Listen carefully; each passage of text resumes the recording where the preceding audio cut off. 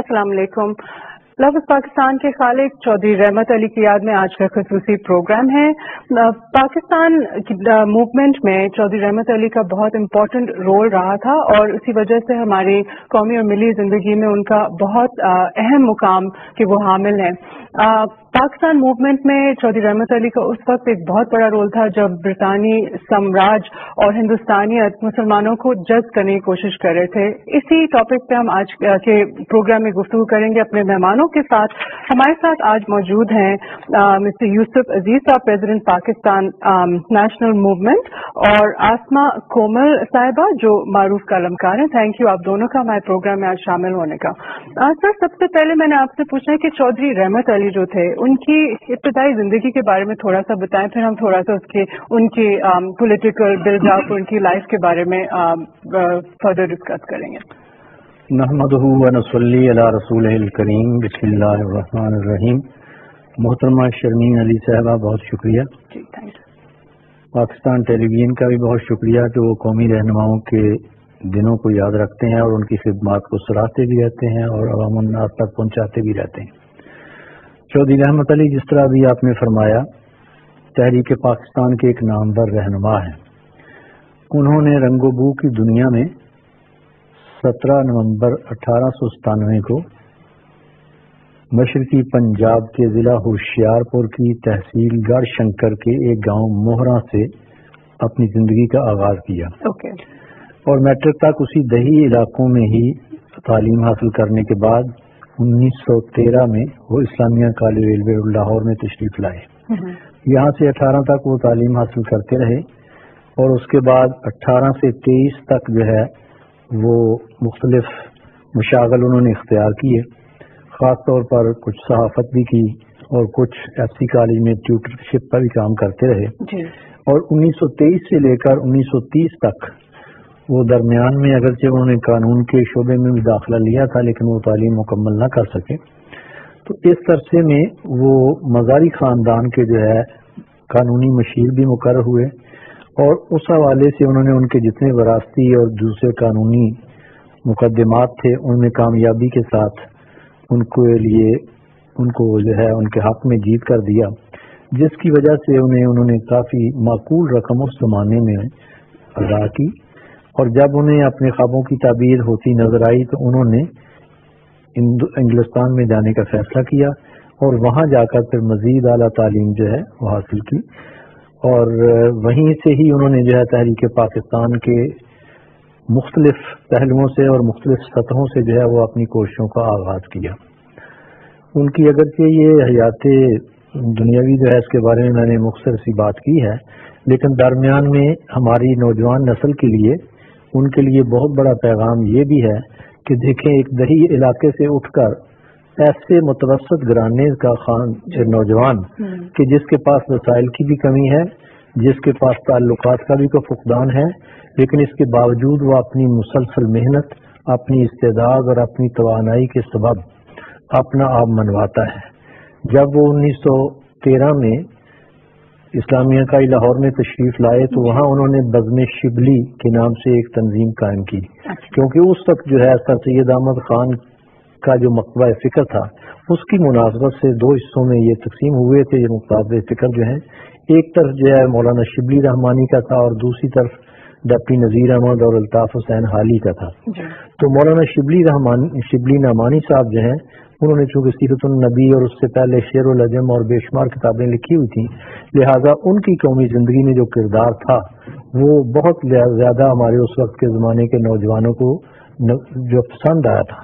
तो उस पर ही अमल करते हुए उन्होंने बज़्म शिबली रखी और 1915 में ही उन्होंने फिर ये अपने उस बज़्म शिबली में गुफ्तगू करते हुए ये कहा था कि हम ये जो पाकिस्तान है जो बर्रे सगीर या जनूबी एशिया का शुमाल मगरबी इलाका है, इसमें जितने वो इलाके हैं जिसमें मुसलमानों की तादाद अक्सरियत में है, उन सब को मिलाकर जो है एक मुस्लिम रियासत का क़याम अमल में लाएंगे।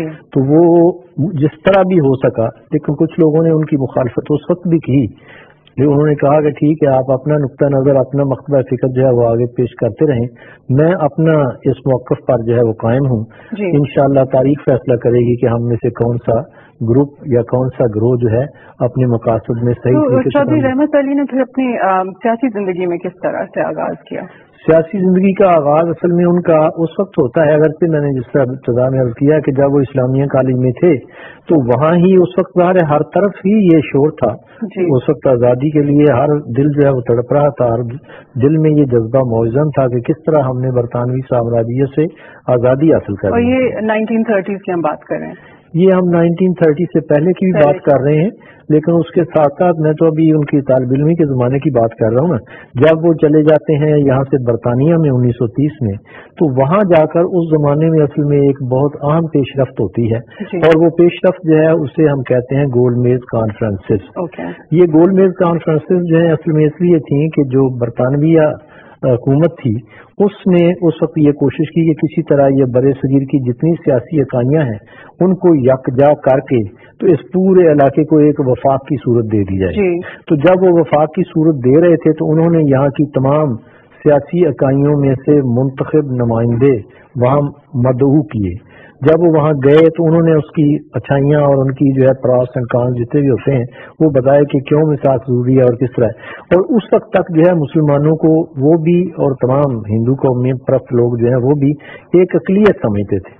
तो ये चौधरी रहमत अली का मुनफरद एजाज है कि उन्होंने उस वक्त कहा और बरसरे आम कहा और बरसरे जो है अपना बाजार कहा कि हम एक अक़लियत नहीं है बल्कि हम एक कौम है। तो मुसलमान कौम की हैसियत से हम अपना एक आज़ाद और खुद मुख्तार मुल्क जो है वो चाहते हैं। लेकिन जो जितने लोग हमारे नुमाइंदगान थे गोलमेज कॉन्फ्रेंसेस थे वो सारे मिसाक पे एक किस्म का इत्तेफाक करते नजर आ रहे थे। तो अब उनके हवाले से उस वक्त क्योंकि वो बरतानिया में भी और दुनिया जहान की उस वक्त सियासत से भी वो वाकफ थे और हर एक सियासी नशेबो फराज से भी आगाह थे, इसलिए उन्होंने ये उस वक्त मौक़िफ़ इख्तियार किया कि नहीं जनाब इस वक्त जो है पाकिस्तान का वजूद जो है वो लाजमी है। अगर जो है ये मिसाक ही रहा हिंदुस्तान का तो मुसलमान उसमें जज्ब हो जाएंगे। उस वक्त आबादी का तनासब कुछ इस तरह था कि अगर हिंदू 10 थे तो उनके मुकाबले में एक मुसलमान था। तो अगर आम रवायत के मुताबिक भी अक्सरियत की हम बात करते तो मुसलमान कभी भी अपना आज़ाद वतन हासिल ना कर सकते, और अगर आज़ाद वतन हासिल ना कर सकते तो ज़ाहिर है उसका जो नतीजा होता वो यही होता कि हम हमेशा के लिए गुलाम रह जाते। इस पर हम अभी वापस आते हैं, लेकिन आसमा मैं आपसे पहले पूछना चाहूंगी जो सर अभी कह रहे थे चौधरी रहमत अली की जो इब्तिदाई जिंदगी थी और उनका जो मिसाल है वो आजकल के नौजवान किस तरह से अपनी लाइफ में अप्लाई कर सकते हैं, उनसे क्या सीख सकते हैं? देखिए उन्होंने एक अपना फोरम बनाया था चौधरी रहमत अली ने पाकिस्तान नेशनल मूवमेंट के हवाले से, ठीक है, और उसी फोरम पे वो बोले थे जिसमें उन्होंने अपना एक वो तारीखी मकाला पेश किया था नाउ एंड नेवर, अब या कभी नहीं, ठीक है, जिसमें उन्होंने कहा ये इस चीज को मेंशन किया था कि हमें हिंदुस्तानियत से मुकम्मल तौर पे छुटकारा हासिल करना है, ठीक है। अब जो हमारी न्यू जनरेशन है वो भी अगर इस चीज को मतलब लेके आती है, उन्हीं के इसी तारीखी मुकाले को पकड़ती है और इस पे वो आगे चलती है तो उसको जो है वो हमारी जो पाकिस्तान की तरक्की में उनका एक अच्छा किरदार जो है वो सामने आ सकता है, जो कि अभी हमें फिलहाल हमारी न्यू जनरेशन में नजर नहीं आ रहा कि उनमें मतलब इस चीज की बेहद कमी है कि वो अपने पाकिस्तान के लिए वो उस तरह से फेयर नहीं है जैसे उन्हें फेयर होना चाहिए। जी, तो उनमें एक फीलिंग नहीं है जो उनमें होनी चाहिए। एक तहरीक पाकिस्तान के वक्त तलबा और तलबात में थी, वो अब के हमें तलबा और तलबात में नजर नहीं आती, तो वो फीलिंग उनमें जागृत थी। ऐसे एग्जाम्पल से सर ये अब या कभी नहीं जो मूवमेंट ऑफ एक्शन थी 1933 की, इसके बारे में थोड़ा सा और बताएं। ये जिस तरह मैंने पहले गुजारिश की कि चूंकि ये 30 से 32 तक 3 गोलमेज कॉन्फ्रेंसेस हुई हैं और उसमें जनूबी एशिया की जितनी सियासी इकाइयाँ थी वो सारी जिस तरह भी किया या जैसे भी उन्होंने जो भी उसका मौक़िफ़ इख्तियार किया बरतानवी हुकूमत ने, उन सब को उन्होंने तकरीबन इकट्ठा कर लिया था कि जी आप मिसाक के ये जो है हिंदुस्तान या हिंदुस्तान का एक वफाकी आइन जो है इस पर जो है इत्तेहाद कर सकें, तो जिस पे तकरीबन सब इकट्ठे हो गए थे। तो जब चौधरी रहमत अली को इस अमर का एहसास हुआ कि ये तो हमारी आइंदा आने वाली नस्लों को पुश्त जो है या ता क़यामत जो है ये गुलामी की जंजीर पहना देगा, तो उन्होंने उस वक्त आलमी सियासत, कानूनी इस्तदलाल और मुआसर सियासी हालात और अपने जो ज़मीनी हक़ाइक़ थे उन तमाम को पेश नज़र रखते हुए ये एक किस्म की उसकी मुखालफत शुरू की। میں سمجھتا ہوں کہ اس وقت مشیت یا تقدیر ان کے کان میں یہ ایک پکار پیش کر رہی تھی کہ یہی لمحہ ہے جس میں آپ نے عمل کرنا ہے. اگر وہ عمل کا لمحہ جسے ہم لمحہ گریزاں بھی کہہ سکتے ہیں، یہ ریت کی طرح ہوتا ہے، پھسل گیا تو پھسل گیا، تو اگر اس لمحے کو ہم نے اپنی گرفت میں لے لیا مضبوطی سے اور اس وقت صحیح فیصلہ کر لیا تو پھر تو جو ہے وہ قوموں کی تقدیر سنور بھی سکتی ہے، نکھر بھی سکتی ہے، آگے بھی بڑھ سکتی ہے.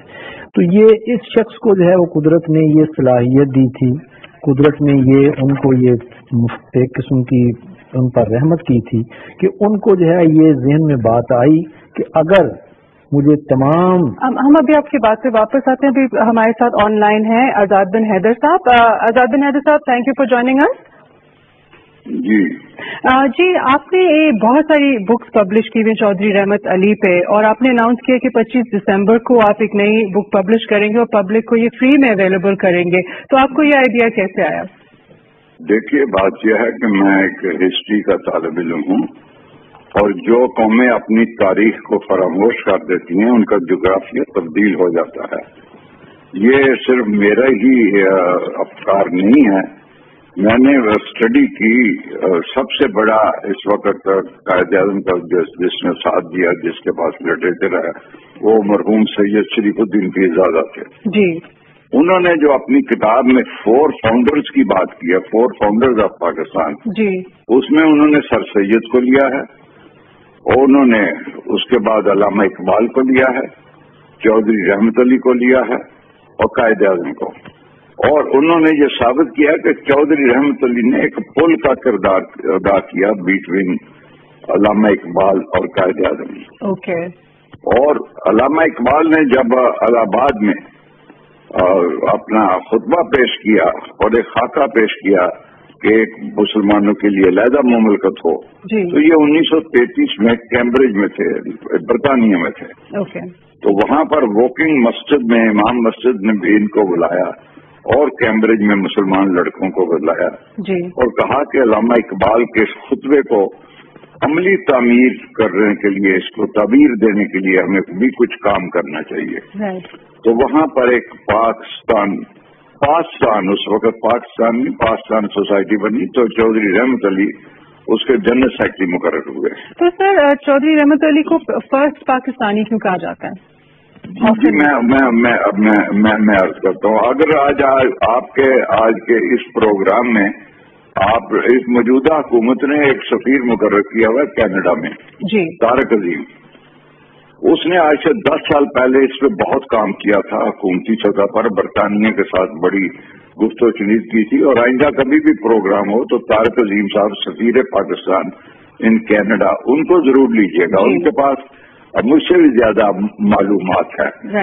اب انہوں نے ایک نام رکھنا تھا کہ جو علامہ اقبال نے جو ایریا بتلایا، جو ٹیریٹری بتلائی، اس کا انہوں نے پی سے پنجاب لیا، الف سے افغانیہ لیا، اس لیے کہ سرحد میں جو لوگ تھے وہ زیادہ افغانی تھے. افغانیہ اس کا نام لیا، الف لیا، کاف سے کشمیر لیا، سین سے سندھ لیا، اور تان سے بلوچستان لیا. اس وقت یہی کنسپٹ تھا. اور پھر صرف یہی انہوں نے کام اتنا ہی نہیں کیا، انہوں نے جرمنی بھی گئے، سوئٹزرلینڈ بھی گئے، کئی ملکوں میں گئے. اور انڈیا میں تو انہوں نے اتنا کام کیا کہ یہ جو ڈائریکٹری تھی ہو از ہو کی، اس میں ہزاروں نہیں لاکھوں آدمی تھے. ان سب کو اپنی پاکستان نیشنل موومنٹ کا ایک خاکہ بھیجا، اور 4 صفحے کا وہ پوسٹر، وہ ہینڈ بل تھا جس کا نام تھا نو اور نیور. اور یہ پھر علامہ اقبال سے بھی ملے وہاں پر، لندن میں ملے، قائد اعظم سے ملے. انہوں نے اپنی ساری اسکیمیں بتلائیں، اور یہ اسکیم اتنی پاپولر ہو گئی کہ یہ جو یوتھ تھا، پورے انڈیا کا یوتھ، وہ اس سے بڑا متاثر ہوا، اور انہوں نے اس کی پاکستان نیشنل موومنٹ کو بہت اپریشیٹ کیا. اب ایک تو میں نے ان کا آپ کو نام بتلایا، سید شریف الدین پیرزادہ، اور پھر چودھری رحمت علی کا ایک اور کریڈٹ جاتا ہے کہ جب کوئی ملک بنتا ہے میڈم تو اس ملک کی فیزیبلٹی رپورٹ بنائی جاتی ہے. انہوں نے 1933 میں ریل کتنی ہے، ایئرپورٹ کتنے ہیں، ہمارے ہاں منرلز کتنا ہے، جپسم کتنا ہے، تانبا کتنا ہے، हर चीज, हमारे पास दरिया कितने हैं, पानी कितने हैं, एक एक चीज की जो फिजिबिलिटी बनाई, तो उन्होंने कहा कि एशिया में ये पाकिस्तान जो बनेगा ये न सिर्फ सेल्फ फाइनेंसिंग होगा बल्कि ये ओवर फाइनेंसिंग करेगा। जी सर, दो कौमी नजरिए में इनका क्या रोल था चौधरी? देखिए, दो कौमी नजरिए में तो इनका बहुत साफ रोल है। अगर आप उसकी फाइल पढ़ें, नवाए वक्त की फाइल पढ़ें और एहसान है, जिम्मेदार है, उस वक्त के अखबारात पढ़ें, तो इन्होंने मुस्लिम नेशन का ये थ्योरी पेश की कि मुस्लिम नेशन आज नहीं है, ये मुस्लिम नेशन तो चल रही है 1300 साल पहले से। और जब यहाँ पर मुसलमानों ने हुकूमत की और उस वक्त मुसलमानों का तहजीब, मुसलमानों का कल्चर, मुसलमानों का खाना, उनका शादी, उनका ब्याह, ये सब तरीके बहुत ही मुख्तलिफ हैं अब हिंदू से। तो ये इन्होंने पूरा उसके ऊपर एक पूरा लिखा हुआ है कि हमारा कल्चर, हमारी तमीज, हमारा दीन, हमारा ईमान हिंदुओं से बिल्कुल मुख्तलिफ है। तो ये चीज हमें बतलाती है कि दो कौमी नजरिए में इनका एक बहुत वाइब्रेंट किस्म का काम है और इन्होंने दो कौमी नजरिए की बुनियाद पर ही तो ये पाकिस्तान नेशनल मूवमेंट बनी। जी, आजाद बिन हैदर साहब, बहुत बहुत शुक्रिया हमें ज्वाइन करने का। तहरीक पाकिस्तान के एक्सपर्ट हमें ज्वाइन अभी कर रहे थे। सर, हम अभी कंटिन्यू करते हैं आपकी जो बात हम पहले कर रहे थे कि अपने उस वक्त के जो कंटेम्प्रेरीज थे उनसे किस तरह से मुख्तलिफ थे चौधरी रहमत अली साहब?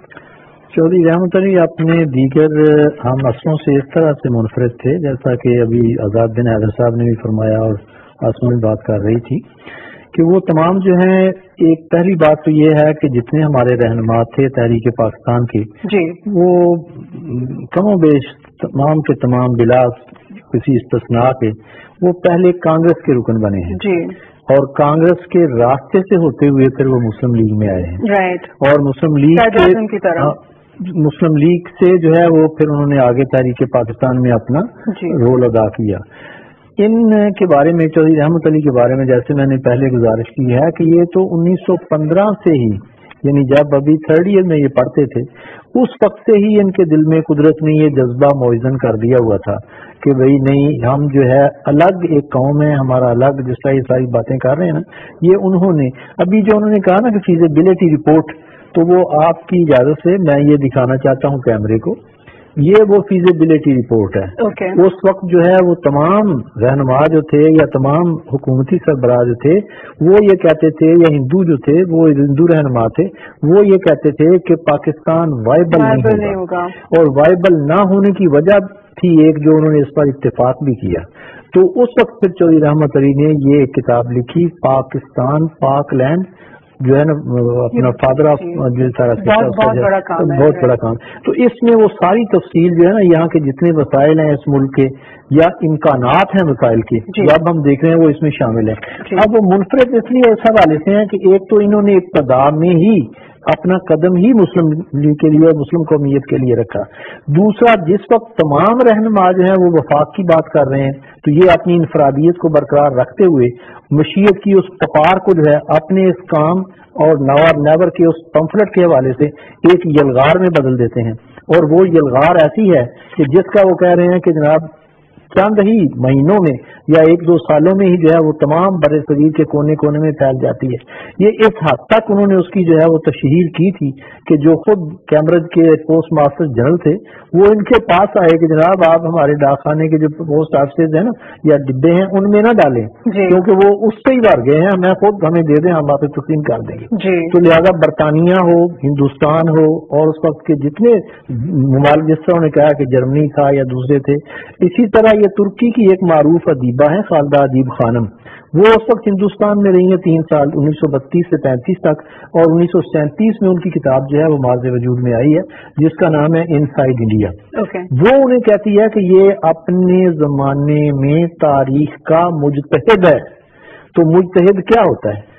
जो बहुत ही रेयर इंटरप्रिटेशन करता है किसी चीज की, जिसे जैसे हम इस्लाम में या मजहब में मुजद्दद कहते हैं, इसलिए वो इनको तारीख का मुजद्दद समझती हैं। ये एक इनफरादियत है। खुद हिंदुस्तान का पहला सदर राजेंद्र प्रसाद जो है वो कहता है इनको तो इस शख्स में तो पैगम्बराना बसीरत थी।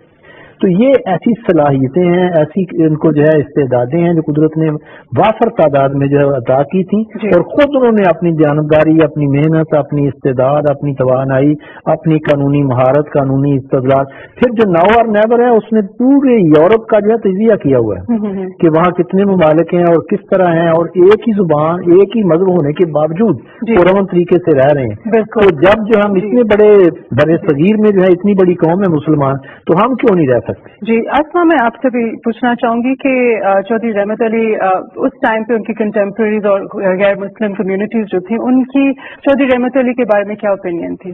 دیکھیں, جیسے کہ آپ کو پتا ہے کہ یہ یوسف عزیز صاحب جو ہیں یہ چین میں رہ چکے ہیں, یہاں وہاں پہ جو ہے یہ پریس اور ثقافتی آفیسر کے طور پہ تعینات ہیں. وہاں پہ ظاہر ہے ان کا اٹھنا بیٹھنا جو ہے وہ مختلف نامور ادیبوں اور شاعروں کے ساتھ تھا. انہی میں ایک شاعر تھے چیت ہنگ, جن کے میں آپ کے ساتھ جو ہے وہ ایک آزاد نظم ہے ان کی, اس کا ایک ترجمہ میں آپ کے ساتھ شیئر کروں گی, جس سے آپ کو یہ پتہ چلے گا کہ پاکستان میں ہی نہیں, پاکستان کے باہر بھی یہ جو دوسرے ہمارے جیسے چین ہے, برطانیہ, انگلینڈ, وہاں پہ بھی ان کے بارے میں کیا رائے ہے لوگوں کی. ٹھیک ہے, اس میں ان کا ہے یہ پاکستان کا شاندار ایک نقشہ جو ہے انہوں نے پیش کیا. یہ نہیں ہے کہ کوئی معمولی سیاسی اصطلاح, یہ کوئی معمولی نقشہ تو نہیں, سادہ صحیح, یہ بڑی بے مثل تخلیقات ہیں اسلام کی تاریخ میں.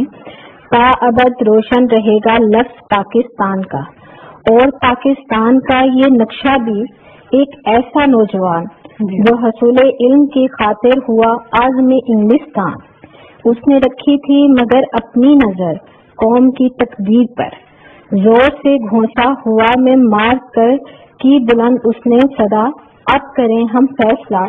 یوسف صاحب, ایک چیز میں آپ سے پوچھنا چاہوں گی کہ پروگرام کا وقت کم ہو گیا, کہ آج کی سیاسی لائف جو آپ دیکھتے ہیں پورے پاکستان میں جو ہو رہی ہے ایز اے نیشن, ہم چودھری رحمت علی کی مثال سے کیا سیکھ سکتے ہیں؟ ہم یہ سیکھ سکتے ہیں جی کہ میں ایک سادہ سا جملہ بولوں گا کہ اگر ہم اپنا قومی ضابطۂ اخلاق, جسے آپ کوڈ آف کنڈکٹ کہتے ہیں انگریزی میں, کسی بھی شعبے کا کوڈ آف کنڈکٹ اپنا, شعبہ مقننہ کا اپنا ہے, عدلیہ کا اپنا ہے, اگر ہم قومی سطح پر کوئی ضابطۂ اخلاق تشکیل دینا چاہیں تو اس میں قائد اعظم کے وہ تینوں فرمانات جو ہیں, ایمان, اتحاد, تنظیم, اس کے بعد جو ہے وہ علامہ اقبال کی جتنی شاعری ہے وہ بھی ہمارے لیے ہے, اور چودھری رحمت علی کا عملی کردار ہے کہ انتہائی مشکل قسم کرسی کے حالات میں بھی سخت محنت کر کے انسان دیانتداری سے اگر آگے بڑھتا ہے تو وہ اپنا مقام بنا لیتا ہے.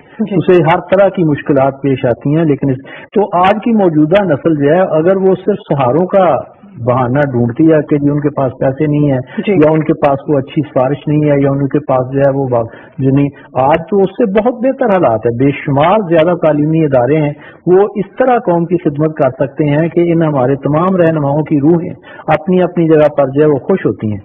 آج مجھے بڑی خوشی ہوتی ہے جب میں یہی دیکھ رہا ہوں کہ اس اسٹوڈیو میں میں اور آپ یہ اپنا اسما ہی نہیں بیٹھے, کہیں چودھری رحمت علی کی روح بھی ارد گرد پھر رہی ہے, اور وہ بھی یہ دیکھ رہی ہے کہ میرے چاہنے والے یا جن کے لیے میں نے خواب دیکھے تھے اس کی تعبیر کو پیش نظر رکھتے ہوئے وہ کیا کر رہے ہیں. جی بہت بہت شکریہ یوسف عزیز صاحب اینڈ آسما صاحبہ. پروگرام کا وقت ختم ہو گیا. تھینک یو سو مچ. آپ نے ہمیں چودھری رحمت علی کے بارے میں بہت انفارمیشن دی, ہمارے ویورز کو بہت کچھ دیا تاکہ وہ سیکھ سکیں ان کے ایگزامپل سے. Viewers thank you very much. Chaudhry Rehmat Ali لفظ پاکستان کے خالق کی یاد میں اسپیشل پروگرام تھا. Thank you very much and Allah حافظ.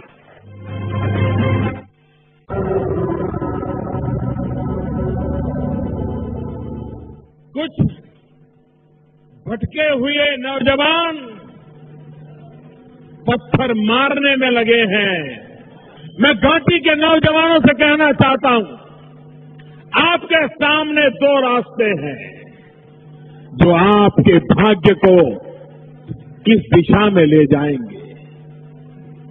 ایک طرف ہے ٹوریزم, دوسری طرف ہے terrorism. It should be the time to talk about Kashmir's economy. In many ways, the political and the economic are closely intertwined in Kashmir. It is more than any other state in India, entirely dependent on New Delhi for its financial resources. As a senior leader of Jammu and Kashmir, as a separatist leader, what is your own vision for what is your own economic vision for Kashmir? How will it stand on its feet? Don't worry for our economic position.